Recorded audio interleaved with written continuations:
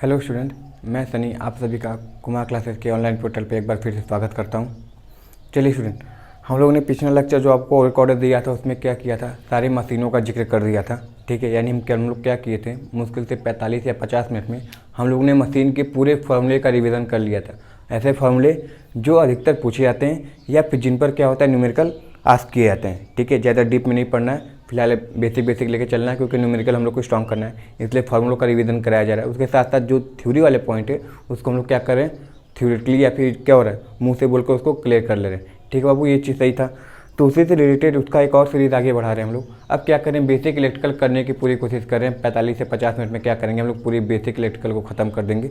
ठीक है, basic electric के जितने इंपॉर्टेंट फार्मूले हैं उनसे रिलेटेड जितने भी क्वेश्चन आते हैं या फिर जिस पे क्वेश्चन अधिकतर पूछे जाते हैं उन सारे क्वेश्चनों का या फिर उन क्वेश्चनों से रिलेटेड जो फार्मूले होते हैं उनका सारा जिक्र किया जाएगा। तो उसी से आगे बढ़ाते हुए आज चलते हैं।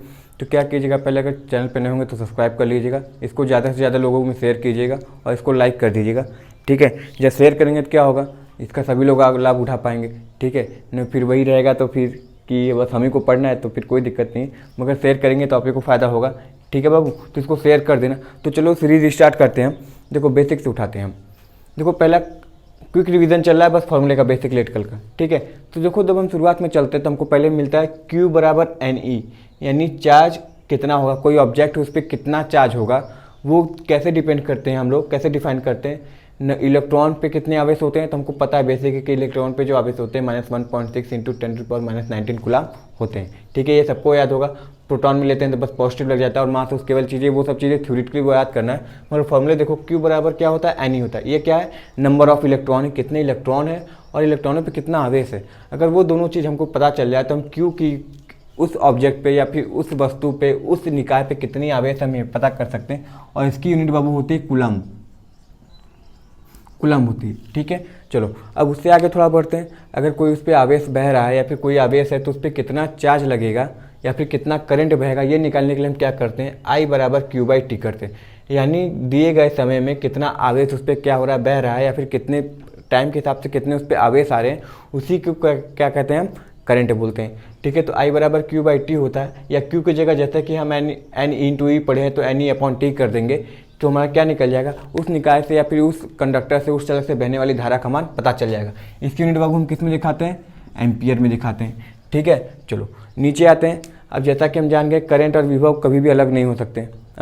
ये करण अर्जुन है, अगर करंट आएगा तो विभव का भी कुछ न कुछ जिक्र होगा, उसके साथ साथ कुछ रेसिस्टेंस भी होंगे ही होंगे। तो रेसिस्टेंस हम लोग आगे देखेंगे, मगर फिलहाल विद्युत विभव देख लेते हैं। पोटेंशियल क्या होता है, तो पोटेंशियल क्या होता है बाबू, देखो कि एक कूलम्ब चार्ज को एक जगह से दूसरी जगह ले जाने के लिए किया गया कार्य ही क्या कहलाता है, विद्युत विभव कहलाता है, यानी वोल्टेज कहलाता है। ठीक है, पोटेंशियल कहलाता है। यानी अगर हम एक कूलम्ब चार्ज को ले जाने के लिए अगर हम 1 जूल का कार्य कर रहे हैं तो हमारा 1 वोल्ट का कार्य हम किए हैं। ठीक है, यानी 1 वोल्ट हम अप्लाई किए, यानी एक कूलम्ब को एक जगह से दूसरी जगह ले जाने के लिए दोनों ज्ञात बिंदु है, अनंत नहीं ले जा रहे हैं, अनंत ले जाएंगे तो वो दूसरा चीज़ हो जाएगा। ठीक है, हमको ज्ञात बिंदु है, अगर अज्ञात बिंदु रहेगा तो क्या हो जाएगा, वैद्युत विभव हो जाएगा। और अगर ज्ञात बिंदु पे ले जा रहे हैं बाबू, अगर ज्ञात बिंदु पे ले जाए तो उसको वैद्युत विभव का विभवांतर कहते हैं। ठीक है, जैसे A पॉइंट B पॉइंट, ये दोनों पॉइंट हमको पता है, अगर इसके यहाँ से यहाँ ले जा रहे हैं तो इसको क्या बोलते हैं, वैद्युत विभवांतर बोलते हैं। ठीक है, पोटेंशियल डिफरेंस बोलते हैं। और अगर अनंत जगह पे ले जा रहे हैं तो उसको क्या बोलते हैं,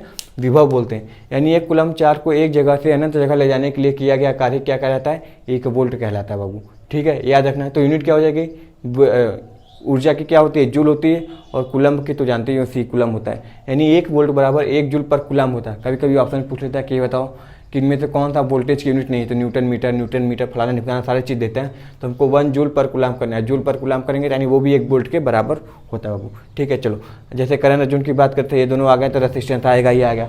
ठीक है, तो रेसिस्टेंस लॉ देखते हैं क्या होता है। रेसिस्टेंस लॉ कुछ नहीं होता है, रेसिस्टेंस जो होता है लेंथ के समानुपाती होता है, यानी लंबाई बढ़ाओ तो प्रतिरोध बढ़ेगा, और क्रॉस सेक्शन यानी परिच्छेद काट के विड्थ का अनुपाती होता है। यानी अगर तार की मोटाई बढ़ाओगे तो रेसिस्टेंस घटेगा। और किस पे डिपेंड करता है, और डिपेंड करता है हमारा उस वो मटेरियल किस चीज़ का बना है, कॉपर का बना है, एल्युमिनियम का बना है, सिल्वर का बना है। कि जैसा कि हम जानते हैं क्या बोलते हैं कि अगर सिल्वर होता है तो बोलते हैं रेसिस्टेंस बहुत कम होता है यार, अच्छा यह यूज़ करो, मगर क्या होता है महंगा होने के कारण इसका प्रयोग हम नहीं करते हैं। ठीक है ना बाबू, आवाज़ आ रही होगी, ठीक है। चलो सही है। तो इसको क्या बोलते हैं, रेसिस्टेंस लॉ बोलते हैं। अच्छा, रेसिस्टेंस का उल्टा कर दें यानी रेसिप्रोकल जिसको बोलते हैं। अगर रेसिस्टेंस का हम अगर उल्टा कर दें तो हमारा क्या निकल जाएगा, जी, जिसको क्या बोलते हैं, कंडक्टेंस बोलते हैं बाबू। क्या बोलते हैं, कंडक्टेंस। रेसिस्टेंस का उल्टा क्या होता है, कंडक्टेंस होता है, जिसको हिंदी में हम चालकता बोलते हैं। ठीक है, तो वो क्या हो जाएगा, जैसे इसको उल्टा कर देंगे तो हमारा ए कहाँ चला जाएगा, ऊपर चला जाएगा। ठीक है, ए ऊपर चला जाएगा और रो और एल, रो यानी रेसिस्टिविटी जिसको बोलते हैं, एल कहाँ चला जाएगा, नीचे चला जाएगा। याद रखना बाबू, रेसिस्टेंस जो रेसिस्टिविटी पे डिपेंड करता है, मगर रेसिस्टिविटी रेसिस्टेंस पे डिपेंड नहीं करता है, या लेंथ और इस पे नहीं करता, अधिकतर किस पे करता है, वो किस पदार्थ का बना हुआ है उस पर डिपेंड करता है। ठीक है ना। चलो, तो इसकी यूनिट क्या हो जाएगी, ओम का उल्टा क्या हो जाएगा, महो हो जाएगा, या इसको साइमन भी बोलते हैं बाबू। ठीक है ना। चलो, अब बताओ, रेसिस्टेंस पर तापमान का प्रभाव पड़ेगा ही पड़ेगा। ठीक है, जैसे बोलते हैं ना NTC PTC, negative temperature coefficient, positive temperature coefficient, उसकी बात हो गई। तो देखो टेम्परेचर पर क्या प्रभाव पड़ेगा, उसको निकालने के लिए हम क्या लगाते हैं, आर टी बराबर R naught 1 plus alpha T. Alpha क्या है, टेम्परेचर कोफिशिएंट होता है। किसी कॉपर का होगा तो आपको दे देगा कि बताओ 0.005 पर डिग्री सेल्सियस है, यानी 1 डिग्री तापमान बढ़ने पर कितना परिवर्तन होगा रेसिस्टेंस का, वो इसका मान है। ये कांस्टेंट रहता है बाबू। ठीक है, ये हर मटेरियल के लिए अलग अलग होता है और ये कांस्टेंट होता है, कभी बदलता नहीं है। तो ये जब बदलेगा तो समय के हिसाब से क्या होगा, ये पूरी चीज़ का मान बदलेगा, यानी जो तुल्यांक होगा उसका मान बदलेगा। तो ये आर नॉट क्या है, तापमान बदलने के पहले का रेसिस्टेंस है, ये 1 कांस्टेंट है। अल्फा क्या होगा वो आपको दिया रहेगा, या कुछ चीज़ों को याद करना पड़ता है, जैसे कॉपर होगा 0005 पॉइंट करके, तो उन सब चीज़ों को याद करना पड़ता है। और ये डेल टी क्या है, बाद का टेम्परेचर माइनस पहले का टेम्परेचर, यानी जो टेम्परेचर बाद में बढ़ाएं वो T2, और जो पहले दिया हुआ था कितने टेम्परेचर पे इतना है तो क्या कहलाएगा, T1 कहलाएगा। तो इस फार्मूले से क्या होता है, टेम्परेचर कोफिशिएंट के सवाल बनते हैं जो अधिकतर या अक्सर पूछे जाते हैं बाबू। ठीक है ना। चलो, इतना क्लियर हो गया होगा, ये क्विक रीजन चल रहा है। अब ओम लॉ पे आते हैं। ओम लॉ ने सिंपल कहा था कि V जो होता है डायरेक्टली प्रोपोर्शनल टू I होता है। कुछ केसों में क्या करना है, हमको तापमान कांस्टेंट रखना है, सारे जो भौतिकी क्रियाएं होती हैं उनको क्या रखना है, हमको नियत या कांस्टेंट मानकर चलना है। तब के लिए क्या बोले थे, V जो होता है डायरेक्टली प्रोपोर्शनल टू I होता है, यानी V समानुपाती होता है I के। ठीक है बाबू। चलो, अब ये समानुपाती, तो ये समानुपाती हटाने के लिए हम क्या करते हैं, एक रेसिस्टेंस का चिन्ह लगाते हैं, I/R में V बराबर IR होता है, I/R। ठीक है, तो ये चिन्ह हटाते हैं तो वो क्या हो जाता है, I/R होता है। आज जब I/R करते हैं तो जो R होता है ये कांस्टेंट होता है। ठीक है, ये जो प्रोपोर्शनल का कांस्टेंट हटाने के लिए यहाँ पे हम एक R लगाएं, इसका मान कांस्टेंट है, इसीलिए देखो लिखा है यहाँ पे जो V/I का मान होता है वो कांस्टेंट होता है, कभी नहीं बदलता है। वो अधिकतर डीसी केस के लिए बात बोल रहा है। ठीक है, या फिर कोई तापमान का परिवर्तन, सब सारी चीज़ें नहीं कर रहे हैं, तब के लिए क्या होता है, V/I का मान हमेशा कांस्टेंट चलता है। लीनियर ग्राफ बनता है। ओम लॉ क्या बनाता है, कभी कभी पूछता है ओम लॉ का ग्राफ कैसा होता है V और I के बीच में, तो हमेशा लीनियर यानी सीधा बनता है।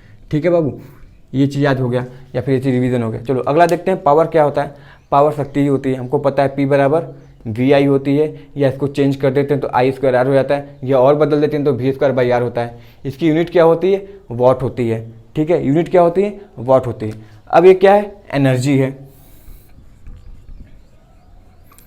एनर्जी यानी ऊर्जा है। W से देखो ऊर्जा, ओमेगा नहीं है, W है, याद रखना, एनर्जी ऊर्जा दिखाने के लिए। ठीक है, तो ऊर्जा कैसे निकालते हैं, किसी सर्किट में V × I × T कर दिए, वोल्टेज गुणे करंट गुणे समय कर दिए, या I²RT कर दिए, या V²/R × T कर दिए, यूनिट क्या हो जाएगी, जूल्स हो जाएगी। ठीक है बाबू, ये जूल्स हो जाएगी। अच्छा देखो, कल एक क्वेश्चन था 4 कॉइल वाली। ठीक है, हम उसको दूसरे सेंस में ले लिए थे। ठीक है ना, मगर उसको सेंस किस सेंस में लेकर चल रहा है, पावर के सेंस में लेकर चलना है। हम रेसिस्टेंस के सेंस में ये ले लिए कि बताओ नेक्रोम का भी रेसिस्टेंस अधिक होता है, तो इसलिए क्या होता है वो कि हीट ज़्यादा जनरेट करेगा। ठीक है, मगर हमको इस सेंस में लेकर चलना है। ठीक है, कि ये रेसिस्टेंस जितना कम होगा एनर्जी उतनी ज़्यादा स्टोर करेगा और हीट भी उतनी ज़्यादा होगी। ठीक है, उस सेंस में लेकर चलना था, तो वहाँ पर हम गलत हो गए। 16 का पहले वाला होगा जो कि हमको सीरीज बता दिए, तो उसके वो क्या होगा, कॉन्सेप्ट ना बिगड़े इसलिए हम क्या कहें कि बता दिए। ठीक है ना, जो क्या होता है, गलती तभी से होती है जो गलती को एक्सेप्ट करे और आगे सीखे। देखो गलती दो ही चीज़ से आदमी सक्सेसफुल होता है, एक अपनी गलती मानो, और कोई भी अगर नॉलेज दे रहा है छोटी से छोटी चीज़ ना, तो उसको ग्रैब करने से बाबू कभी पीछे मत हटना। ठीक है, समझ में आया ना, तभी आप सक्सेस हो पाओगे। तो देखो ये समझ में आ गया, यूनिट क्या होती है, जूल होती है। रेसिस्टेंस कनेक्शन क्या होता है, रेसिस्टेंस कैसे जोड़ा जाता है, घटाया जाता है सर्किट, उसका जिक्र करते हैं।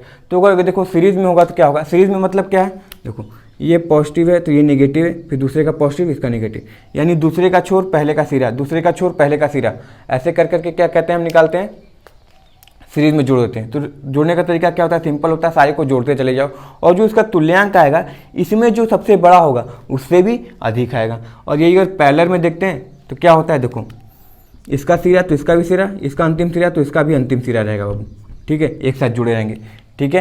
इसमें देखो क्या होता है, इसमें करंट का बंटवारा होता है, वोल्टेज सेम होता है। सीरीज वाले में करंट का बंटवारा वोल्टेज सेम होता है, और इसमें क्या होता है, करंट का बंटवारा होता है, वोल्टेज सेम होता है, क्योंकि इसमें 2 मार्ग मिल जाते हैं तो इसमें करंट बटने लगता है। इसमें एक ही मार्ग है तो करंट बटने का कोई चांस ही नहीं है। तो इसको निकालने का तरीका क्या होता है, आर इक्वलेंट बराबर 1/R1 + 1/R2 हो गया, ठीक है। चलो बराबर किसके हो जाएगा, इसको सॉल्व करेंगे तो एलसीएम लेके तो R1 × R2/R1 + R2 हो जाएगा। ये रेसिस्टेंस को जोड़ने का तरीका है, ठीक है बाबू, इतना समझ में आ गया होगा, ठीक है ना। चलो अब आगे चलते हैं। किरचॉफ लॉ आया, किरचॉफ ने अपना 2 नियम दे दिया, बेसिकली 2 नियम दिए। पहला क्या किए, जंक्शन लॉ दिए। उन्होंने इस पे ये बोला कि अगर मान लो ढेर सारी शाखाएं जुड़ी हुई हैं, ठीक है, तो इसमें ये होगा कि आने वाली धारा जाने वाली धारा के हमेशा बीजगणितीय योग के 0 के बराबर होगा, यानी आने वाली धारा हमेशा जाने वाली धारा के बराबर होगा।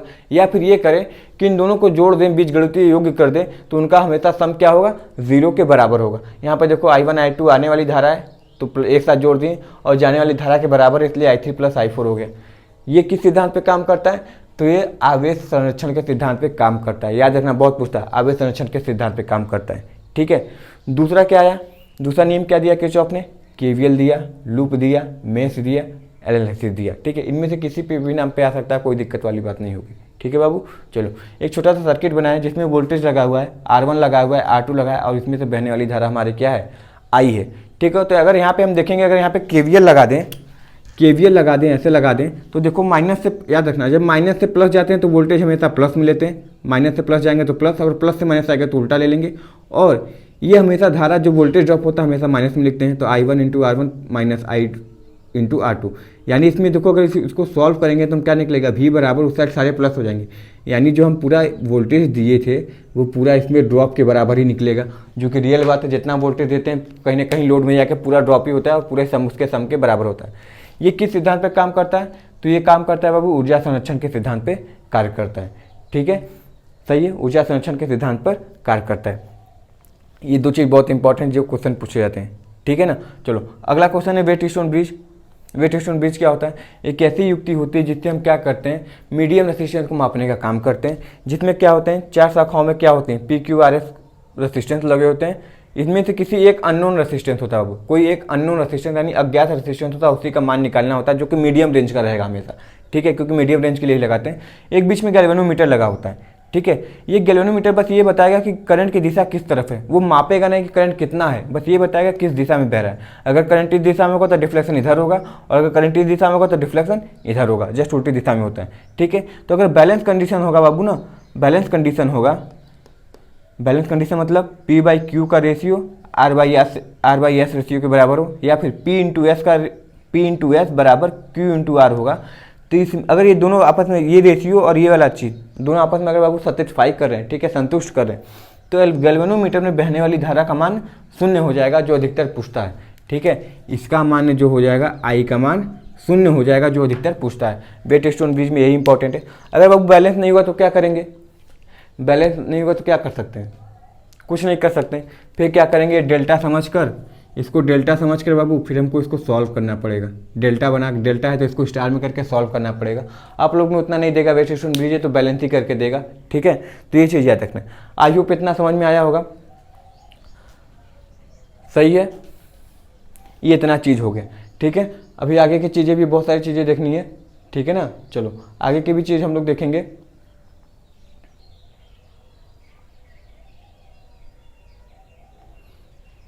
ठीक है, अच्छा, तो वेटस्टोन ब्रिज तक हो गया था। अब आगे देखते हैं क्या होता है। वेटस्टोन ब्रिज समझ में आएगा कि बैलेंस रहेगा तो उसमें गैल्वेनोमीटर में कोई भी करंट नहीं प्रभावित होगी, ठीक है। अब आगे देखते हैं, आप देखते हैं सेलों का संयोजन कैसे करते हैं। जैसे सर्किट में कोई सेल है, एक EMF दिया है यानी एक सेल दिया है तो सही है, मगर ढेर सारे सेल दें तो पहले उनका तुल्यांक निकालना पड़ेगा। तो वो कैसे निकलेगा, तो देखो जो अगर सेल अगर संयोजन किया गया है किसमें, सीरीज में दिया हुआ है, तो हमको पता है कि अगर ये E है और E है ठीक है। अगर ये सेम है तो क्या कर देंगे, n इंटू ई कर देंगे, और E1 इंटू E1 एक अलग रहेगा और दूसरा रहेगा, तो क्या कर देंगे, सबको जोड़ देंगे, क्योंकि सीरीज में क्या होता है, EMF जुड़ता है। तो सीरीज में जोड़ने के बाद क्या करेंगे, तुल्यांक रेजिस्टेंस निकालेंगे, तो ये भी सीरीज में, ये भी सीरीज है, तो क्या हो जाएगा, n इंटू आर हो जाएगा। नहीं तो अलग अलग है तो R1 प्लस R2 करके जोड़ना पड़ेगा। प्लस क्या है, देखिए ये जो लोड का रेजिस्टेंस है वो क्या है, हमारे श्रेणी में जुड़ा हुआ है ना, तो इसमें से अलग से भी एक आर जोड़ देंगे, तो टोटल रेजिस्टेंस पूरे सर्किट का कितना हो जाएगा, n into R plus R हो जाएगा। ठीक है। अब यहाँ से हम करंट निकालना चाहें, इस सर्किट में करंट कितना निकलेगा, कि बताओ इस करंट में सर्किट कितना निकलेगा, तो कैसे निकलेगा, हमको पता है कि V बाई आर होता है, तो टोटल वोल्टेज कितना हो जाएगा वो जोड़ दिए, यानी EMF कितना हो गया बटे टोटल रेजिस्टेंस कितना हो गया उसको जोड़ देंगे, तो हमको सीरीज सर्किट में क्या मिल जाएगा, इस पूरे सर्किट में क्या मिल जाएगा हमको, करंट यानी धारा का जितना कितना बहेगा वो सारी चीज़ें हमको मिल जाएंगे। ठीक है। अगर ये समानांतर में जुड़ा है तो अधिकतर समानांतर में वही जोड़ते हैं जो क्या था, सेम EMF का मान हो, और अलग होगा तो क्या केस होगा, हम लोग पिछले लेक्चर जो दिए हैं उसमें डिस्कस किए हुए कल वाले लेक्चर में। ठीक है, जो पिछला लेक्चर हुआ था। तो इसमें अगर सेम मान का है तो क्या हो जाएगा, वैसे तो रेजिस्टेंस अगर सेम मान का होता है तो R/N लगा देते हैं। ठीक है। और ये तुल्यांक रेजिस्टेंस R है, लोड के साथ जुड़ेगा, तो यहाँ पे R प्लस R लग जाएगा। टोटल EMF कितना होगा, वही E ही रह जाएगा, कोई परिवर्तन नहीं है। अगर यहाँ पे भी E है तो लोड के पास भी हमको E ही मिलेगा, क्योंकि पैरेलल में वोल्टेज क्या होती, समान होती। तो अगर इस पैरेलल वाले में करंट निकालना चाहें तो E बाई, क्योंकि V बाई आर होता है, तो V by R by N plus R, जो कि टोटल रेजिस्टेंस है, वो रख देंगे तो हमको करंट मिल जाएगा। ठीक है बाबू, चलो इतना समझ में आ गया। ये देखो कभी कभार छटक कर आता है क्वेश्चन, घूमते फिरते क्या होगा, सेट में मिल जाएगा। इसमें क्या होता है, रेजिस्टेंस कैलकुलेशन करते हैं कि स्टार से डेल्टा होगा या डेल्टा से स्टार होगा तो क्या चीज़ें होंगी। ठीक है। तो देखो अगर डेल्टा से स्टार है, यानी डेल्टा में आपको दे दिया RA का मान, RB का मान, RC का मान दे दिया, तो आपसे पूछेगा बताओ डेल्टा में कितना रेजिस्टेंस होगा। इस समय क्या है, देखो सब किसी का रेजिस्टेंस प्रतिरोध समान नहीं है, तो अगर इसमें डेल्टा में पूछने लगा तो क्या करेंगे, पहले बीच से ऐसे डेल्टा खींच लेंगे, ऐसे डेल्टा खींचना पड़ता है। ये क्या होता है, R1 हो जाता है, ये हमारा R2 हो गया, और ये हमारा R3 हो गया, जिसको बाहर हम निकाल दिए R1, R2, R3। ठीक है। तो अगर हमको स्टार में बदलना है तो हमको पहले R1 में निकालना पड़ेगा। तो R1 में निकालने का तरीका, जो बगल वाले रेजिस्टेंस है उसका मल्टीप्लाई करो, यानी RA इंटू RB करो, अपॉन क्या करो, तीनों को रेजिस्टेंस को जोड़ दो, RA plus RB plus RC। एक का जैसे निकला है उसी तरह R3 का भी निकाल दोगे, बगल वाले को जोड़कर तीनों को जोड़ दो, इसमें भी करोगे तो उसी तरह। हम बस एक लिख दिए, जल्दी लिख करना, हम लोग को रिवीजन करते हुए चलना, इसलिए तो सारी इसी पे फॉर्मूला करके तुम सारी चीज़ का निकालोगे, गलत कभी नहीं होगा। ठीक है बाबू। अब जब स्टार से डेल्टा करेंगे तो R1, R2, R3 स्टार में बोल देगा, डेल्टा में निकालो कितना होगा, जब प्रतिरोध का मान सेम नहीं रहेगा तब, ये चीज़ याद रखना है। ठीक है। तो RA, RB, RC हो गया। तो अगर हमको R1 दिया हुआ है, R2 दिया, R3 दिया है, हमको RA का मान निकालना है, तो सिंपली कैसा बन जाएगा हमारा एक सर्किट देखें तो,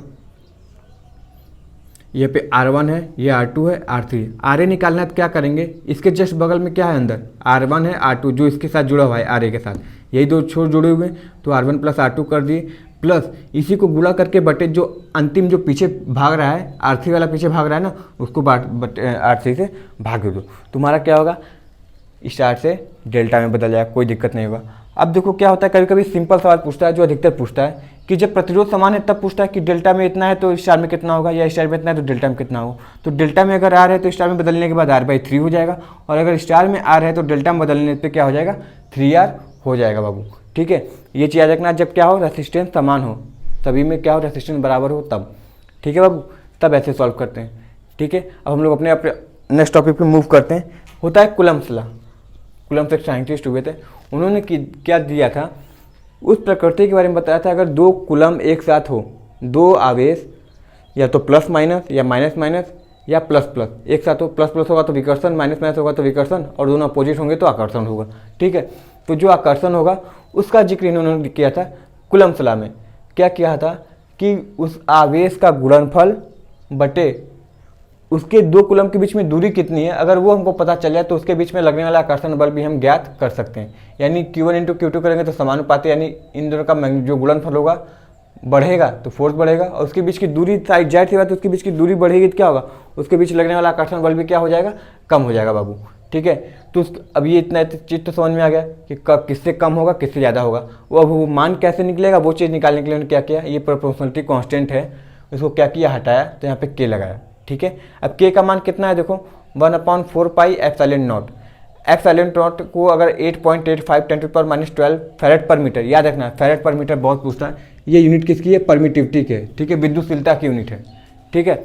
तो जब फैरेड पर मीटर करेंगे इसमें मान रखेंगे तो हमारा एग्जैक्ट मान कितना आएगा, 9 × 10⁻9 आता है, ठीक है, 9 × 10⁻9 आता है, ये कभी कभी पूछता है, ठीक है।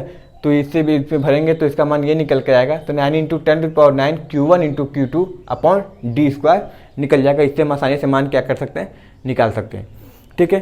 फिर अगला हमारा टॉपिक क्या आता है, अगले बिंदु पे अगर ध्यान दें तो क्या आता है, विद्युत क्षेत्र तीव्रता, यानी उस क्षेत्र की तीव्रता, जैसे कोई इलेक्ट्रिक फील्ड है विद्युत क्षेत्र में, तो किस जगह किसकी तीव्रता अधिक होगी, किसी की जगह होगी कि तीव्रता अधिक होगी, किसी जगह तीव्रता कम होगी। तो डिपेंड किस पे करेगा, तीव्रता वही अधिक होगी जहाँ पे आवेश का मान अधिक होगा, क्योंकि वहाँ पे अगर अधिक आवेश रहेगा, अधिक चार्ज रहेगा तो अधिक तेजी से आकर्षण या विकर्षण कर सकता है, यानी न्यूटन पर कूलम्ब है। आवेश से लगने वाला बल ही क्या कहलाता है, इलेक्ट्रिक फील्ड इंटेंसिटी कहलाती है, यानी वो आवेश जहाँ अधिक रहेगा वहाँ पे इंटेंसिटी कम रहेगी, ठीक है, और जहाँ पे फोर्स अधिक रहेगा वहाँ पे इंटेंसिटी ज़्यादा रहेगी। जाहिर सी बात है, जहाँ फोर्स अधिक लगेगा तो बोलते हैं यार तुम बहुत ज़्यादा इंटेंसिटी से हमको थप्पड़ मारे थे उस दिन रात को, ठीक है, हमारी क्या गलती थी, हम तो बेकसूर थे ना। वही चीज़ है कि जहाँ फोर्स अधिक लगेगा वहाँ पे इंटेंसिटी ज़्यादा होगी, तो यूनिट क्या हो जाएगी, फोर्स अपॉन कूलम्ब, न्यूटन पर कूलम्ब हो जाएगा बाबू, ठीक है। फ्लक्स डेंसिटी क्या होती है, सिंपल सी बात है, डेंसिटी मतलब घनत्व, यानी पर यूनिट स्क्वायर में रखा गया आवेश क्या कहलाएगा, डेंसिटी कहलाएगा। यानी 1 मीटर के स्क्वायर की जगह है, अगर उसमें 1 कूलम्ब का चार्ज लग दिए तो क्या हो जाएगा, 1 डेंसिटी का, यानी 1 डेंसिटी का क्या हो जाएगा, कूलम्ब पर मीटर, यानी 1 डेंसिटी का क्या हो जाएगा हमारा, उसमें क्या होगा, विद्युतशीलता, विद्युत फ्लक्स की डेंसिटी वहाँ पे जनरेट हो जाएगी। अगर 1 मीटर स्क्वायर में 1 कूलम्ब का आवेश रख दिए तब, तो 1D का क्या हो जाएगा, वहाँ पे विद्युतशीलता का फ्लक्स डेंसिटी जनरेट हो जाएगी, विद्युत फ्लक्स डेंसिटी जनरेट हो जाएगी, जिसको D से दिखाते हैं, याद रखना कैसे दिखाते हैं, D से दिखाते हैं। तो यूनिट कहाँ निकल के आएगा, Q/A से कूलम्ब पर मीटर स्क्वायर निकल कर आएगा, ठीक है बाबू। चलो अगला देखते हैं, कभी कभी क्या पूछता है, D और E के बीच में रिलेशन क्या होता है, यानी तीव्रता और डेंसिटी के बीच में रिलेशन क्या होता है, संबंध क्या होता है। तो संबंध कुछ नहीं होता है, D = εr होता है, ठीक है। ये क्या है, तीव्रता है, ये क्या है, डेंसिटी, इसके बीच में क्या होता है, ये εr होता है, ठीक है। ε0 कितना हो जाएगा, यही मान हो जाएगा 8.85 × 10⁻12 हो जाएगा। और ε0 क्या है, कोई मटेरियल दिया हुआ है, उसकी विद्युतशीलता कितनी होगी, तो वो मान हो सकता है दे या फिर एयर और बोल देता है तो उसके लिए 1 मान लेते हैं, ठीक है। तो ε0 क्या है, उस मटेरियल यानी जो उसमें रखा गया है, उसकी 2 आवेशों के बीच में जब वो मटेरियल रखा जाएगा तो उसके कारण क्या हो सकता है, कागज़ रख दे, ठीक है, पानी रख दे, माइका रख दे, कॉपर रख दे, कॉटन रख दे, कुछ भी रख सकता है, तो उस समय क्या प्रभाव पड़ेगा, वो सारी चीज़ों का जिक्र इन दोनों से हम क्या करके निकाल के, क्योंकि इन दोनों से प्रभाव पड़ेगा दोनों पे, तो उससे निकाल सकते हैं, ठीक है बाबू। आई होप ये वाला इतना समझ में आया होगा, ठीक है। चलो अब आगे चलते हैं, तो इतना आगे तक हो गया था हमारा। अब आगे देखते हैं क्या होता है बाबू, एक्सपोजर ऑफ कर दें। देखो आगे क्या होता है, अब थोड़ी धारिता की बात कर लेते हैं, क्योंकि धीरे धीरे क्या होगा, जब एसी सर्किट की तरफ बढ़ेंगे तो हमारा कैपेसिटर इंडक्टर भी क्या करेगा, इंपॉर्टेंट रोल प्ले करने लगता है, जैसे कि फ्रिक्वेंसी पे डिपेंड करते हैं सारी चीज़ें, तो आगे भी जिक्र करेंगे। मगर फिलहाल देखते हैं धारिता क्या होता है। देखो कैपेसिटेंस क्या होता है, C = Q/V होता है। कैपेसिटेंस की यूनिट क्या होता है, फैरेड होता है, याद रखना क्या होता है, फैरेड होता है, अधिकतर यूनिट करता है फैरेड होता है।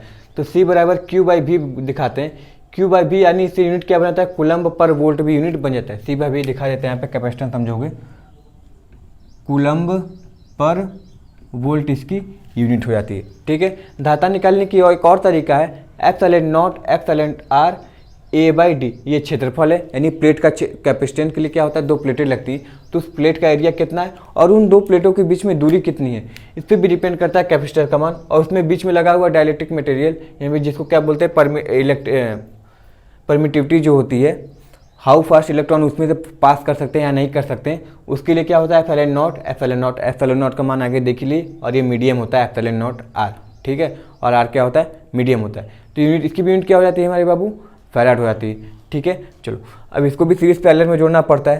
तो देखो क्या होता है, रेसिस्टेंस देखते हैं, तो रेसिस्टेंस जैसे जोड़ते हैं जस्ट उल्टा हम किस में जोड़ते हैं, कैपेसिटेंस में जोड़ते हैं। इसका मतलब रेसिस्टेंस अगर रेसिस्टेंस में सीरीज के जुड़ा रहता था तो हम ऐसे जोड़ते थे, कैसे, C1 + C2 यानी R1 + R2 करते थे। तो इसमें अगर सीरीज में जुड़ा हुआ है तो इसका जस्ट पैरेलल के लिए जोड़ते हैं, C1 × C2/C1 + C2 कर देते हैं। इसमें एनर्जी स्टोर कितना होता है, तो एनर्जी स्टोर निकालने के लिए ½ CV² करते हैं, कैपेसिटेंस वोल्टेज का स्क्वायर कर देते हैं। इसकी यूनिट ऑब्वियस सी बात है क्या होगी, जूल ही होगी।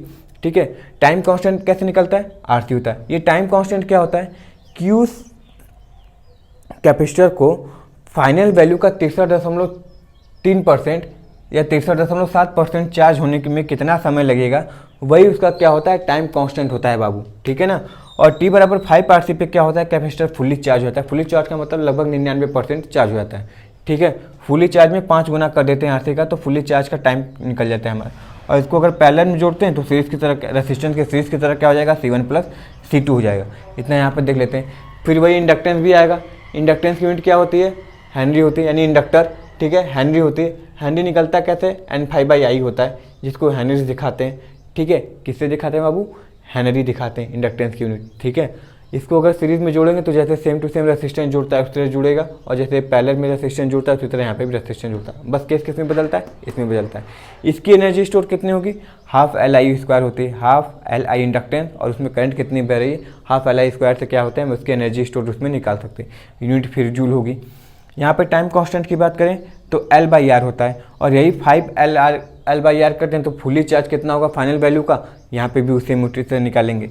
ठीक है बाबू, तो ये सारी चीज़ें कैपेसिटर इंडक्टेंस क्या होता है, अधिकतर रोल हमारा एसी में प्ले करता है। एसी में आते हैं तो अच्छे से इसका जिक्र करते हैं, फ्रिक्वेंसी सारी चीज़ें रिलेशन का जिक्र करते हैं वहाँ पे। ठीक है, चलो अब मैग्नेटिज्म की बात करते हैं तो F क्या हो जाएगा, मैग्नेटिज्म में क्या हुआ। अब साइंटिस्ट आए तो वो भी बोलेंगे कि अच्छा चार्ज तो निकाल दिए, सही है। अब मैग्नेट को रख के देखो क्या होता है, नॉर्थ साउथ, साउथ नॉर्थ, या नॉर्थ नॉर्थ साउथ साउथ। ठीक है, सेम कार्य होगा कि यानी मास कितना है मैग्नेट का, उनका गुणनफल करोगे तो डायरेक्टली प्रोपोर्शनल होगा फोर्स के, और उसके बीच की दूरी बढ़ाओगे तो फोर्स क्या हो जाएगा, अपने आप घट जाएगा, जैसा कि हम अक्सर अपने डेली लाइफ में भी देखते हैं। तो इस प्रोपोर्शनल कांस्टेंट हटाने के लिए के लगाएं, के का मान क्या हो जाएगा, 1/4π μ0 हो जाएगा।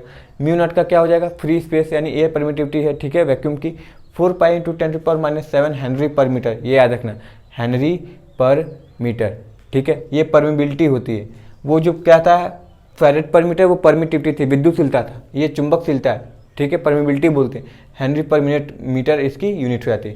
मैग्नेटिक फील्ड जानते हैं, 1 वेबर बराबर 10⁸ लाइन होता है, या फिर इसी को हम क्या बोलते हैं, मैक्सवेल भी बोलते हैं बाबू। ठीक है, फ्लक्स डेंसिटी निकालेंगे तो यानी क्या होगा, फ्लक्स डेंसिटी मतलब दिए गए क्षेत्रफल में कितना उसमें वेबर है यानी फ्लक्स है, वही उसी क्या दिखाएगी, डेंसिटी दिखाएगी। फ्लक्स को किससे दिखाते हैं, वेबर से, एरिया है तो मीटर स्क्वायर, यानी यूनिट क्या बन जाएगी, वेबर पर मीटर स्क्वायर। इसको एक और नाम से जानते हैं जिसको क्या बोलते हैं, टेस्ला।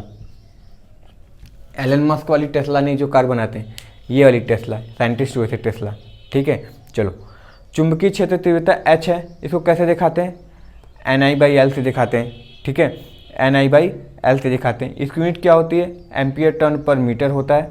ठीक है, और या फिर देखो टर्न क्या होता है, बेसिक जो 7 फंडामेंटल यूनिट होते हैं उसमें टर्न का जिक्र कहीं नहीं किया गया, तो टर्न को कभी कभी हटा के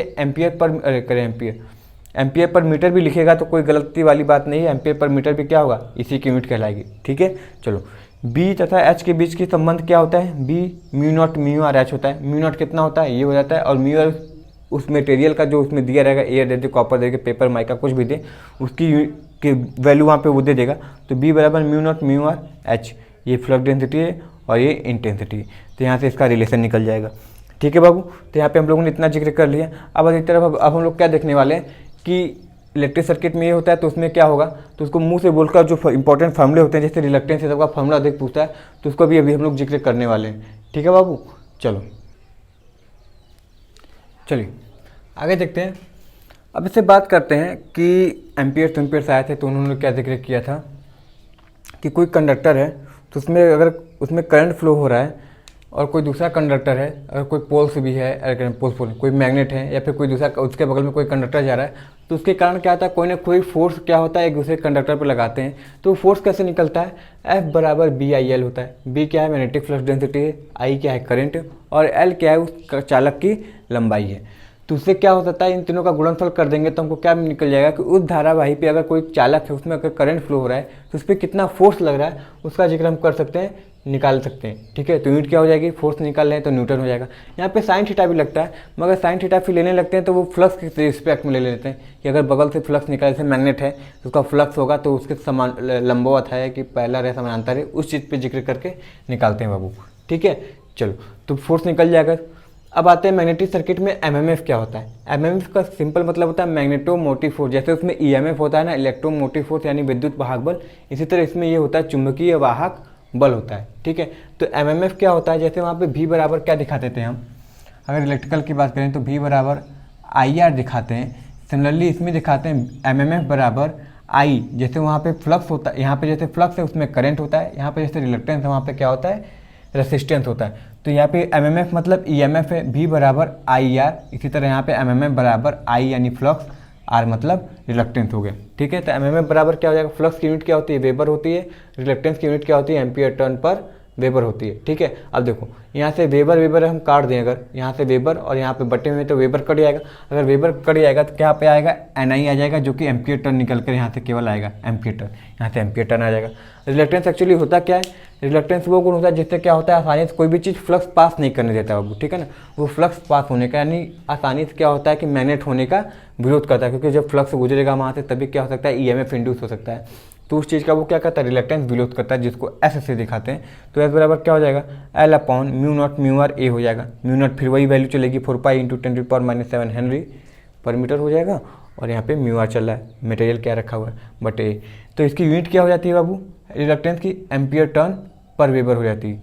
ठीक है, एम्पियर टर्न पर वेबर किसकी यूनिट हो जाती है, रिलक्टेंस की यूनिट हो जाती है। या फिर इसको हेनरी इनवर्स भी बाबू कहते हैं। क्या कहते हैं, हेनरी इनवर्स, यानी हेनरी का उल्टा भी इसको क्या बोलते हैं, इसकी यूनिट को बोलते हैं। ठीक है, अब देखो प्रवेश्यता क्या होती है, प्रवेश्यता क्या होगा, जैसे इसका उल्टा होगा, ये तुम फ्लक्स को मना कर रहे हो, हम फ्लक्स को आसानी से पास होने देंगे।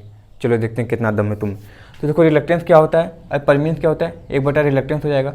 परमियंस क्या होता है, इसका जस्ट जब रिलक्टेंस का उल्टा है तो यानी फॉर्मूले का भी उल्टा होगा, μ0μr A ऊपर कर दिए, L नीचे कर दिए, क्या हो जाएगा यूनिट, जैसे जब ये उल्टा हुआ तो यूनिट भी उल्टी हो जाएगी, तो वेबर पर एम्पियर टर्न हो जाता है। ठीक है, चलो इतना था, रिलेशन हो गया आसानी से, कौन किसके बराबर होता है, इसमें करंट उसमें फ्लक्स। ठीक है बाबू, चलो आगे। अब फराडे हैं, फराडे ने भी कुछ नियम दिए। पहला नियम क्या दिया उन्होंने, जब फ्लक्स कंडक्टर के साथ कट करेगा तो उसमें क्या होगा, EMF इंड्यूस होगा।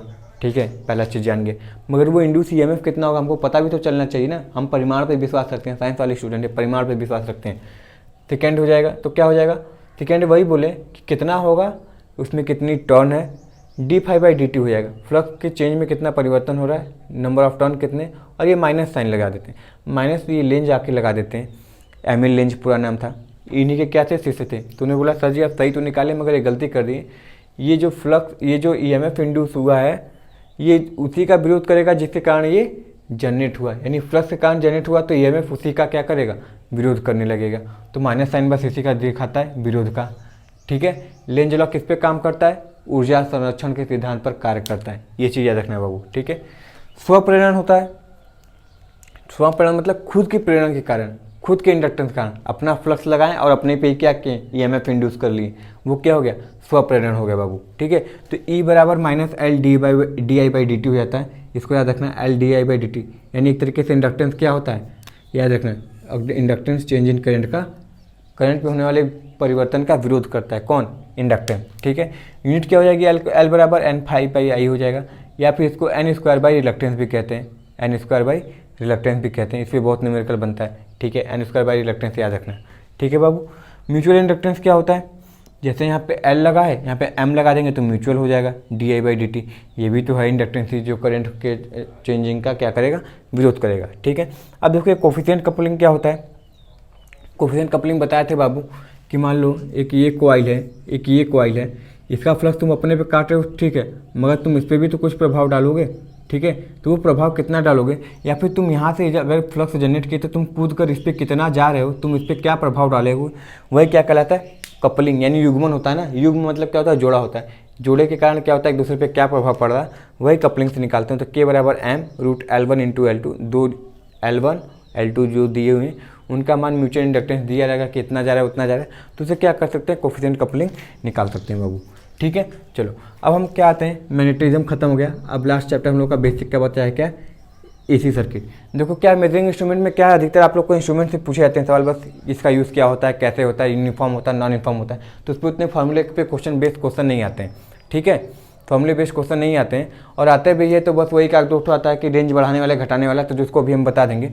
तो फिलहाल ये लास्ट चैप्टर हमारा क्या चल रहा है, AC का चल रहा है। देखो फ्रिक्वेंसी क्या होता है, टाइम का इन्वर्स होगा, ठीक है, या टाइम क्या होगा, फ्रीक्वेंसी का इन्वर्स होगा, यानी फ्रीक्वेंसी को हर्ज बोल देंगे या फिर सेकंड इन्वर्स बोल देंगे, एक ही चीज़ है, या टाइम को सेकंड बोल दे या हर्ज इन्वर्स बोलते हैं, यानी हर्ज का उल्टा बोलते हैं, एक ही चीज़ है, कोई दिक्कत वाली बात नहीं है। हमको पता है इंडिया में 50 हर्ट्ज की फ्रीक्वेंसी जनरेट होती है। एंगुलर वेग क्या होता है, यानी कोणीय वेग क्या होता है, 2πf होता है, यानी ओमेगा बराबर 2πf की जगह 1/t भी लिख देंगे तो कोई दिक्कत वाली बात नहीं होगी, यानी क्या कहलाएगा, ये रेडियन पर सेकेंड कहलाएगा, ठीक है बाबू, रेडियन पर सेकंड इसकी यूनिट है, याद रखना बहुत इंपॉर्टेंट है।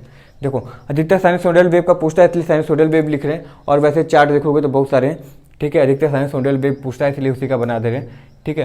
देखो एवरेज क्या होता है, मैक्सिमम जो पीक पे एकदम रहेगा, पीक मतलब कभी कभी ऐसे देगा, तो ये वाला जो मान है इसको Vm बोलते हैं, ठीक है, तो 2Vm/π कर देंगे तो हमारा एवरेज निकल जाएगा, और RMS निकालना है तो Vm/√2 कर देंगे, Vm/√2 कर देंगे तो क्या हो जाएगा, हमारा एवरेज निकल जाएगा 0.700 Im क्यों, Vm वोल्टेज ना। देखो सिमिलरली क्या करोगे तुम, करंट के लिए भी इसी के फॉर्मूले का यूज़ करके तुम क्या कर सकते हो, करंट निकाल सकते हो, आई एवरेज निकालो चाहे IRMS निकालो, कोई दिक्कत वाली बात नहीं है। यहाँ पे Im लगा देना, यही Im यहाँ पे हो जाएगा, ठीक है। हाफ वेव के लिए पूछता है तो अगर क्या कर देंगे, V एवरेज बराबर क्या हो जाएगा, Vm/π हो जाएगा, और VRMS की बात करोगे तो Vm/√2। हम इसलिए बस इतना ही लिखेंगे क्योंकि ये मैक्सिमम पूछा जाता है बाबू अधिकतर, ठीक है। स्क्वायर का पूछा जाता है, स्क्वायर के लिए इसलिए पूछता है क्योंकि स्क्वायर के लिए कोई झंझट वाली बात नहीं होती, सभी के लिए बराबर ही चलता है, ठीक है। तो बस नॉलेज चेक करना चाहता है कि कितना ईजी बता पा रहा है कि नहीं, ठीक है। तो हम लोग इसी पे कूदें, तो अभी आगे भी देखेंगे क्या होगा, क्योंकि अभी क्या देखेंगे, RLC पैरेलल सर्किट, ये सब जितने भी न्यूमेरिकल आते हैं उससे रिलेटेड जितने भी क्वेश्चन बने फॉर्मूले होंगे वो सारी चीज़ों का हम लोग क्या करेंगे, जिक्र करने वाले हो, ठीक है। चलो अब आगे आते हैं RLC सीरीज सर्किट, जो ऐसी सर्किट पढ़ रहे थे वहाँ पर हम लोग पहुँच चुके थे, तो उसका आगे का देखते हैं कहानी क्या होती है। देखो अब आती है प्योरली रेसिस्टिव सर्किट होगा, जिसमें पावर फैक्टर क्या होगा, यूनिट होगा, V और I के बीच में कोई फेज एंगल नहीं बनेगा, जिसके कारण क्या होगा कि पूरे के पूरी क्षय किस में हो जाएगा, रेसिस्टेंस में हो जाएगा। और वही मात्र एक ऐसा रेसिस्टेंस ऐसा सर्किट है जिसमें क्या होता है, पावर क्षय यानी एक्टिव पावर V बराबर VI cos phi का मान कुछ ना कुछ आता है, ठीक है, यूनिटी पावर फैक्टर होता है, ये चीज़ ध्यान देनी है। प्योरली रेसिस्टिव सर्किट की बात बोल रहे हैं, V और I के बीच में 0 डिग्री का यानी फेज कालांतर क्या होता है, शून्य होता है। अब जब RL सर्किट की बात करते हैं, यानी रेसिस्टेंस और इंडक्टेंस दोनों होंगे, ठीक है, तो उसमें I का मान क्या हो जाएगा, I बराबर V/R होता है, मगर यहाँ पे केवल R नहीं रह गया, यहाँ पे XL भी रह गया, यहाँ पे प्रेरकीय प्रतिघात भी आ गया, XL आ गया, जो कि 2πfL से निकालेंगे तो उसका भी मान आ गया। तो इन दोनों का तुल्यांक क्या कहलाएगा, इंपीडेंस का आएगा। अब उसका प्रभाव भी क्या करेगा, करंट पे डालेगा XL का, इसलिए तुल्यांक निकाल कर Z का मान यहाँ पर रख दिए, ठीक है। देखो अब V क्या है, सीरीज में हमको पता है वोल्टेज बढ़ता है, ठीक है, तो वो वोल्टेज बढ़ता किस हिसाब से, रूट में V² + VL का स्क्वायर, ठीक है। अब देखो डैड बाबू VR + VL नहीं कर सकते क्योंकि उसमें क्या होगा, कुछ ना कुछ फेज एंगल आने लगेंगे ना XL एक्सी में, तो तेज झाम करने लगेगा, इसलिए क्या करते हैं, वेक्टर सम करते हैं, ठीक है बाबू, ट्रायंगल लॉ ये सब फॉलो कराकर ट्रायंगल बनाकर, ठीक है। तो यहाँ पे निकाल देंगे, निकल जाएगा रूट में स्क्वायर, cos phi बराबर क्या होगा, फिर वही R/Z होगा, Z का मान यहाँ से निकालेंगे, R का मान दिया रहेगा, रख देंगे। यहाँ पे देखो जो Q का मान है यानी जो रिएक्टिव पावर है, इसमें केवल रिएक्टिव पावर 6 होगा, ठीक है, कभी भी शून्य नहीं होगा, तो VI sin phi बराबर कुछ ना कुछ इसका मान निकल कर आएगा, 0 नहीं आएगा, कुछ ना कुछ आएगा, ठीक है। वही RC सीरीज देखेंगे तो क्या होगा, फिर यहीं पर क्या हो जाएगा, V/Z ही हो जाएगा। अब वहाँ पे Z क्या था, XL था, यहाँ पे XC हो जाएगा। XC निकलेगा कैसे, 1/2πfc, इसलिए बोलते हैं फ्रिक्वेंसी बढ़ता है तो XC का मान घटता है, XC घटेगा तो फ्रिक्वेंसी का मान बढ़ेगा, ठीक है बाबू। यहाँ से हम क्या निकाल दिए, XC निकाल दिए, यहाँ से Z निकाल के यहाँ पे Z का मान रख देंगे। नीचे आएंगे, देखो V बराबर फिर वही वोल्टेज बटेगा ही बटेगा, तो इसको कोई से बांट देंगे, cos phi बराबर R/Z हो जाएगा। यहाँ पे V बराबर VI cos phi, purely inductive होगा तो एकदम देखो यहाँ पे 0 को प्योरली 0 नहीं बोल सकते, यहाँ पे भी कुछ ना कुछ मान आएगा, ठीक है, क्योंकि रेसिस्टेंस है बाबू ना। अगर प्योरली अगर कैपेसिटिव होता है तो इसका मान 0 हो जाता है, क्योंकि cos 90 बन जाता है ना, V और I के बीच में 90 बन जाता है तो वो 0 रहता है। इसमें याद रखना है, अगर कैपेसिटिव है तो कुछ ना कुछ करंट लीड ही करेगा वोल्टेज है, क्योंकि कैपेसिटेंस आया है ना, तो कुछ ना कुछ लीड ही करेगा करंट, ठीक है। वो क्या हो सकता है, 0 से 90 के बीच में होगा, ठीक है। तो VI sin phi का मान भी कुछ ना कुछ निकल कर आएगा। अब वही RLC सीरीज सर्किट देखते हैं बाबू। RL में क्या होगा, याद रखना है कि वोल्टेज लीड करता है और करंट क्या करेगा, लैग करेगा बाबू, ठीक है ना। चलो अब यहाँ पे देखते हैं RLC सीरीज सर्किट क्या होगा। RLC सीरीज सर्किट में हमको पता है Z बराबर XL XC सभी आएंगे, तो इसमें से जो बड़ा होगा उसको पहले रख देंगे और माइनस दूसरे करके उसका स्क्वायर कर देंगे, यहाँ से Z निकाल लेंगे। जेड बी आई बराबर वी बाई जेड वही लगेगा। फिर वोल्टेज बटेगा तो वी कितना बचेगा तुल्यांक, तो जो बड़ा होगा, क्योंकि इसमें कुछ केस ऐसे बनने लगता है, वी सी ऊपर आने लगा, वी एल नीचे आने लगा, ये वी आर निकल गया, वी सी ऊपर हो गया, वी एल नीचे हो गया, तो ये जितना मान लो ये 2 वोल्ट है, ये 6 वोल्ट है, तो 2 में से 4 चला गया, तुल्यांक कितना निकल कर आया, 4 ही वोल्ट निकल कर आया। इसलिए क्या कर देते हैं, यहाँ पे कुछ माइनस लगाने लगते हैं, ठीक है। तो घटकर फेजर, ये फेजर डायग्राम का कमाल है कि माइनस करना पड़ता है। तो V C minus V L, जो कि बहुत लोगों का वीक होता है, V C minus V L का स्क्वायर कर देंगे, ठीक है। तो यहाँ से कॉस फाई बराबर क्या लिखेंगे बाबू, आर बाई जेड लिख देंगे। फिर वही कहानी पावर फैक्टर निकालना। देखो टेन फाई क्या है, जब फेज एंगल निकालना पड़ेगा ना, तो हमेशा क्या करेंगे हम, एक्सएल माइनस एक्सी का होल स्क्वायर, क्योंकि इसमें एक्सएल एक्सी आ गया। यहाँ पे क्या करेंगे, अगर टेन फाई निकालना होगा बाबू, तो देखो ध्यान से, अगर यहाँ पे भी टेन फाई का मान निकालना होगा तो क्या करेंगे, एक्सी आया है तो एक्सी बाई क्या कर देंगे हम, एक्सी बाई आर कर देंगे। यहाँ पे फेज एंगल का मान निकलेगा, यहाँ पे फेज एंगल का मान निकलना है, यानी वी और आई के बीच में कितना एंगल बन रहा है, उसका यहाँ पे निकालने के लिए क्या कर देंगे, एक्सएल बाई आर कर देंगे। कुछ नहीं करना है, फेज एंगल बस ये निकलेगा, XL by R, XC by R, और इसमें कुछ तो लाइन निकलना है तो XL minus XC by R कर देंगे, कोई दिक्कत वाली बात नहीं है, ठीक है। अब देखो एडमिटेंस आ गया, ठीक है। अभी देखो एडमिटेंस का हिंदी हमको नहीं पता, प्रतिबाधा तो समझ जा रहा है, एडमिटेंस का हिंदी नहीं पता है। देखो एडमिटेंस क्या होता है, जस्ट इसका उल्टा होता है। इम्पीडेंस का उल्टा क्या होता है, अगर इम्पीडेंस का रेसिप्रोकल कर दे तो हमारा क्या निकल के आएगा, एडमिटेंस होगा, यानी वाई बराबर 1/z हो जाएगा। तो z का मान r प्लस माइनस जे एक्स है, ठीक है। देखो यहाँ पे प्लस किसके लिए होता है,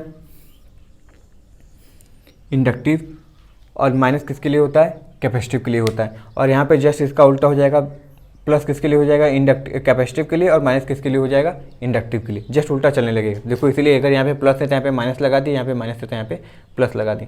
जेड और वाई का रिलेशन देखो, अब वाई बराबर हमको पता है 1/z होता है, जो जेड बराबर क्या लिख सकते हैं, 1/r, और ये 1 माइनस जे एक्स है।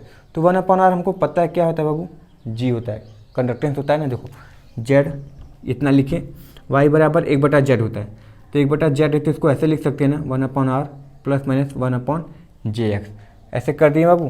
तो देखो 1/r किसका हो जाएगा, जी का हो जाएगा। अगर यहाँ पे प्लस है तो आप माइनस लगा दिए, क्योंकि जैसे इसका उल्टा है तो उसका जो लीडिंग लैगिंग वाला कॉन्सेप्ट भी वो भी क्या होगा, उल्टा चलने लगेगा ना, कैपेसिटिव इंडक्टिव वाला। तो माइनस है तो प्लस लगा दिए। 1/x क्या होता है, अगर रिएक्टेंस हो तो रिएक्टेंस का उल्टा ससेप्टेंस होता है, वो याद रखना, रिएक्टेंस का उल्टा ससेप्टेंस होता है। तो यहाँ पे जे भी लगा दी। ससेप्टेंस की यूनिट किस में दिखाते हैं, साइमन में, और इसकी यूनिट किस में दिखाएंगे, साइमन में ही दिखाएंगे। क्योंकि देखो अगर जब ये ओम है तो वाई का मान क्या, यूनिट क्या हो सकती है, मोह ही होगा ना। अगर मोह, ये मोह है तो क्यों है, क्योंकि 2 मोह को जोड़कर एक बड़ा मोह बना है। उसी तरह ये ओम है, ये ओम है, ये छोटे ओम को जोड़ के बड़ा ओम बना है। ये चीज़ ऐसे याद रखना है, कभी नहीं भूलोगे। जी और बी दोनों का क्या हो जाएगा, साइमन, यानी या फिर मोह बोल दें, कोई दिक्कत नहीं है, ठीक है बाबू।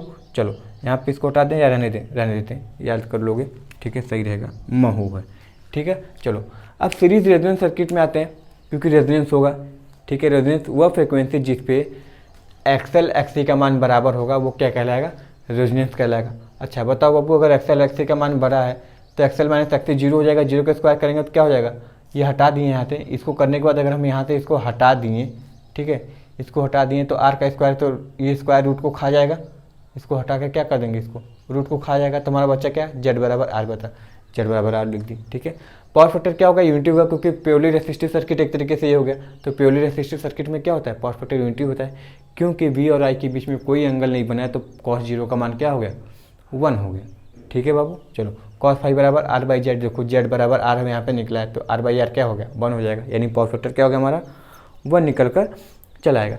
याद रखना है, क्वेश्चन पूछता है इस केस में सीरीज रेजोनेंस में क्या होता है, करंट मैक्सिमम होता है, जेड मिनिमम होता है, और पैरेलल में कंपेयर में पूछेगा तो करंट क्या हो जाएगा, मिनिमम हो जाएगा, और इम्पीडेंस मैक्सिमम हो जाएगा। इसको वोल्टेज मैग्नीफायर सर्किट बोलते हैं, और पैरेलल को करंट मैग्नीफायर सर्किट बोलते हैं बाबू, ठीक है। यहाँ पर देखो अगर रेजोनेंस फ्रिक्वेंसी निकालने के लिए बात करें तो क्या होगा, 1/2 पाई रूट LC होता है, ठीक है। या फिर इसको एक तरीके से और लिख सकता है इसको, चलो अच्छा पूरी तरीके से लिखते हैं, इसको ऐसे भी लिख सकते हैं, याद रखना, कभी दूसरे फॉर्म में देता है तो गड़बड़ कर देते हो। इसको चाहें तो ओमेगा बराबर 1/√LC कर दें, कोई दिक्कत वाली बात नहीं है।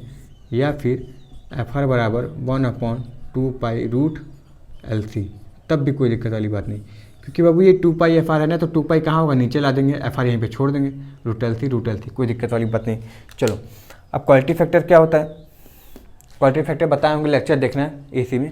कि वो जो कर्व बन रहा है ऊपर, ठीक है, रेजोनेंस के केस में वो कर्व कितना शार्प बन रहा है वो क्या दिखाता है, क्वालिटी फैक्टर दिखाता है। ठीक है बाबू, तो क्वालिटी फैक्टर बराबर क्या होता है, रेजोनेंस फ्रिक्वेंसी अपॉन बैंडविड्थ होता है। रेजोनेंस फ्रिक्वेंसी अपॉन बैंडविड्थ होता है, लिख दिए resonance frequency upon bandwidth. Resonance frequency यहाँ से निकाल दी।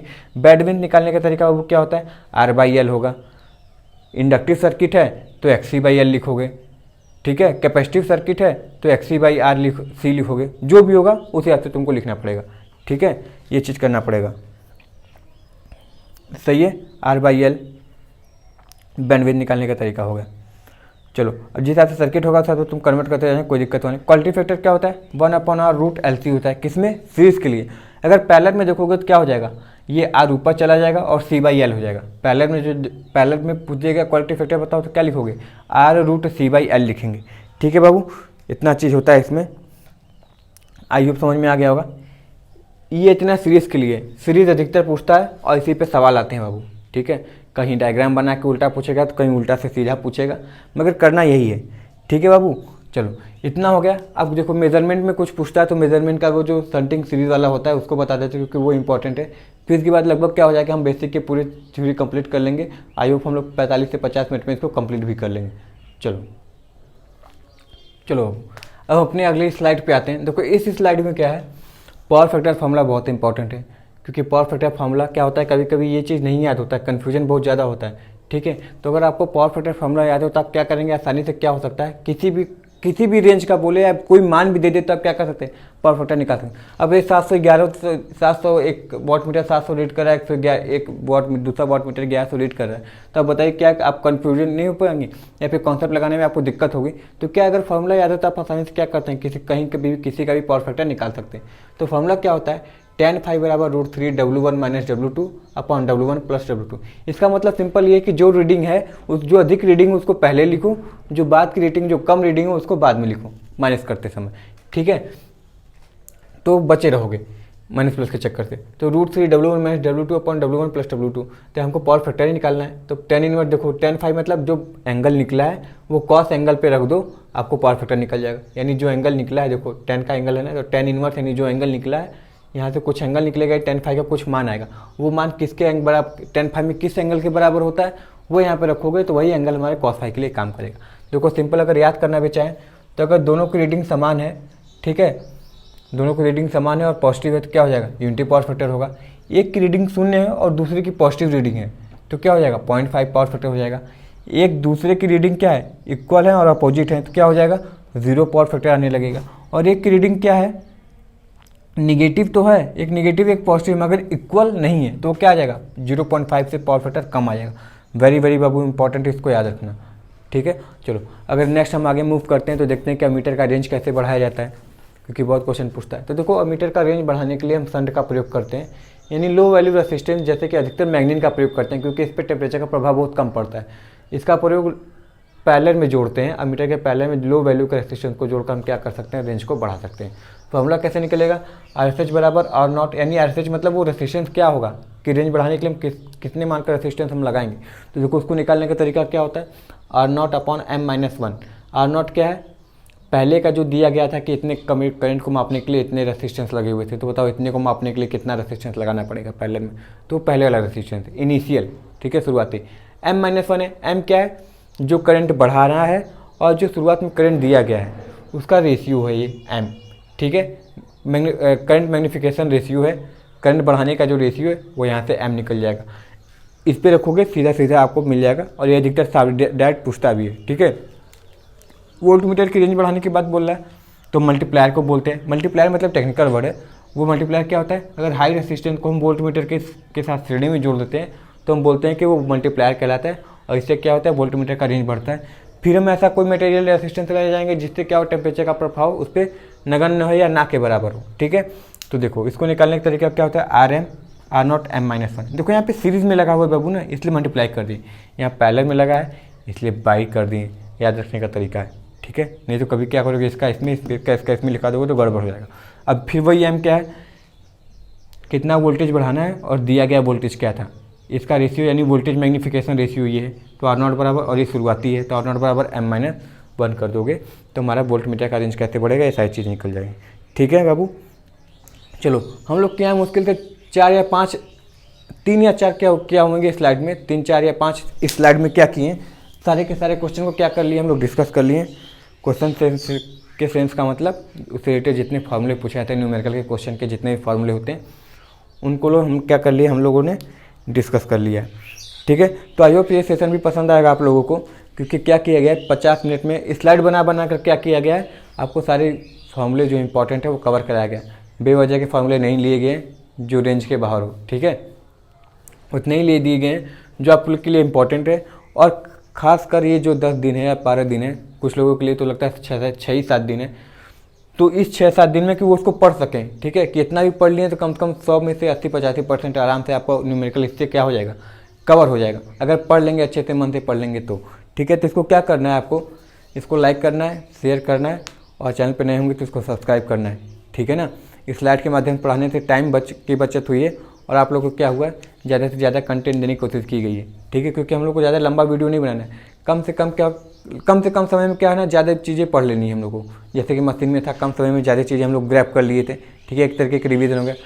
अब क्या हुआ, ट्रेन में भी जा रहे हैं तो क्या हुआ, 1.5 घंटे में 50 मिनट ये, 45 मिनट समथिंग, 50 मिनट वो, क्या करेंगे कम से कम 1.5 घंटे 2 घंटे में आप क्या करेंगे, पूरे मशीन का क्या करें, बेसिक मशीन और बेसिक जो कि अधिकतर क्वेश्चन यहाँ से उठाए जाते हैं, सारे न्यूमेरिकल का फॉर्मूले आप क्या कर लेंगे, क्लियर कर लेंगे। इसको क्या करना है, शेयर कर दीजिएगा, लाइक कीजिए, चैनल पर नए होंगे तो सब्सक्राइब कर लीजिएगा। Thank you very much and all the very best.